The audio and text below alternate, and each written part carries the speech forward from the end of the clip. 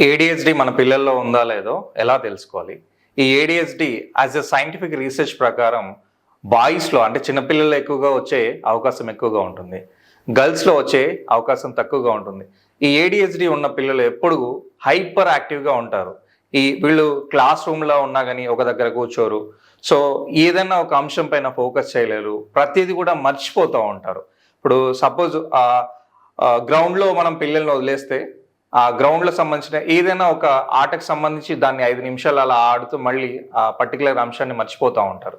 So, ఇలాగే పిల్లలు ప్రతి విషయాన్ని వాళ్ళ చదువులో గాని, తర్వాత స్పోర్ట్స్‌లో గాని, మిగతా అన్ని విషయాల్లో హైపర్‌గా ఉంటూ వాళ్ళ ఎనర్జీని ఎక్కడైతే పెట్టాలో అక్కడ ఎనర్జీని పెట్టకుండా సో, మార్నింగ్ నుంచి వాళ్ళకంటే హైపర్‌గా ఉండడం వల్ల మార్నింగ్ నుంచి ఈవినింగ్ వరకు నిరంతరం వాళ్ళు ఏదో ఒక యాక్టివిటీ బేస్‌లో నిరంతరం తిరుగుతూనే ఉంటారు. సో, దీనివల్ల పిల్లలకి ఆ ప్రాబ్లమ్ అంటే బ్రెయిన్‌కి సంబంధించిన బాడీ గాని, బ్రెయిన్ గాని 2 గూడా సో, 2 గూడా రీహైడ్రేట్ అయిపోతా ఉంటాయి. నిరంతరం మనం ఒక పని చేస్తా ఉంటే మన బాడీ ఎలాగా రీహైడ్రేట్ అయితా ఉంటుందో, ఇలా హైపర్‌గా ఉన్న పిల్లలు పొద్దున్నుంచి లేసిన దగ్గర నుంచి ఏదో ఒక యాక్టివిటీ ద్వారా అంటే ఆడడం గాని, తర్వాత ఒక్కొక్క అంశాల పైన సో, వాళ్ళ ఎనర్జీ అంతా కూడా దాన్ని పెట్టడం వల్ల పిల్లల ఎనర్జీ అంతా కూడా లాస్ అవుతా ఉంటారు. సో, పిల్లలు హైపర్‌గా ఆడుతూ అన్నిట్లో డిస్టర్బెన్స్ ఉంటూ ప్రతీదీ మర్చిపోతున్న పిల్లలకి ఏడీహెచ్‌డీ లక్షణాలు ఉన్నట్టుగా మనం గమనించవచ్చు. సో, అసలు ఈ ఏడీహెచ్‌డీ అనేది ఎందుకు వస్తుంది? ఇప్పుడు దాని గురించి తెలుసుకుందాం.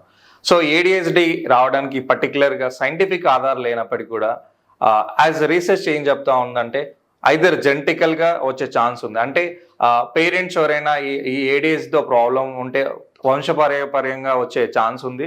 లేదా బేస్డ్ ఆన్ సరౌండింగ్‌గా ఉండే ఎన్విరాన్మెంటల్ ఎఫెక్ట్ ద్వారా కూడా ఈ ఏడీహెచ్‌డీ వచ్చే ఛాన్సెస్ ఎక్కువగా ఉంది. ఈ ఏడీహెచ్‌డీ ఉన్న పిల్లల్ని మనం ఎలా ట్రైనింగ్ ఇస్తున్నాం? అసలు ఏడీహెచ్‌డీలో ఉన్న ప్రాబ్లమ్స్‌ని మనం ఎలా సాల్వ్ చేయొచ్చో తెలుసుకుందాం.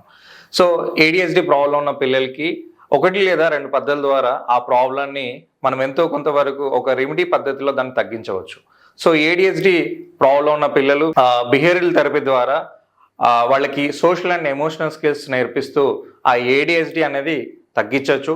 తర్వాత సైకియాట్రిక్ ఎవరైతే ఉన్నారో పిల్లలు సర్టెన్ ప్రాబ్లంతో బాధపడుతున్నప్పుడు దగ్గరలో ఉండే సైకియాట్రిక్‌ని చూయించుకోవడం వల్ల కూడా ఈ ప్రాబ్లమ్ ఎంతో కొంత తగ్గించుకునే ఛాన్స్ ఉంటుంది. మేము బ్రైటర్ మైండ్స్‌లో ఏడీహెచ్‌డీ పిల్లలకి ఎలా నేర్పిస్తున్నామంటే పిల్లల బ్రెయిన్ హైపర్‌గా ఉండడం వల్ల ఆ హైపర్‌గా ఉన్న బ్రెయిన్ ఫ్రీక్వెన్సీ ఏదైతే ఉందో ఎప్పుడు కూడా అది ఎంగేజింగ్ మోడ్‌లోనే ఉంటుంది. పిల్లల్ని ఆ బ్రెయిన్ వేవ్స్‌ని రిలాక్స్ స్టేట్ తీసుకురావడానికి ఆ బ్రెయిన్‌కి సంబంధించిన యాక్టివిటీ తర్వాత హెల్తీ డైట్ ప్యాటర్న్‌ని ఈ పిల్లలకి అందరూ కూడా మేము అందించడం వల్ల ఈ హైపర్ యాక్టివిటీ తగ్గి పిల్లలు రిలాక్స్ స్టేట్ ఆఫ్ మైండ్ సెట్‌కి వచ్చే ఛాన్స్ ఎక్కువగా ఉంటాయి. మీ పిల్లల్లో ఏడీహెచ్‌డీ ఉంటే మా ట్రైనింగ్ ద్వారా పిల్లలకి ఆ ఏడీహెచ్‌డీ ప్రాబ్లమ్‌ని ఓవర్‌కమ్ చేసే విధంగా మా దగ్గర ఉన్న కొన్ని పద్ధతుల ద్వారా, కొన్ని రెమెడీస్ ద్వారా పిల్లల్ని ఆ ప్రాబ్లమ్ నుంచి ఓవర్‌కమ్ చేయొచ్చు. ఆ ఓవర్‌కమ్ చేసే విధానాన్ని ఇప్పుడు ఏడీహెచ్‌డీ ప్రాబ్లమ్‌తో ఉన్న పిల్లలందరికీ కూడా మేము నేర్పిస్తా ఉన్నాం. Thank you. ధన్యవాదాలు.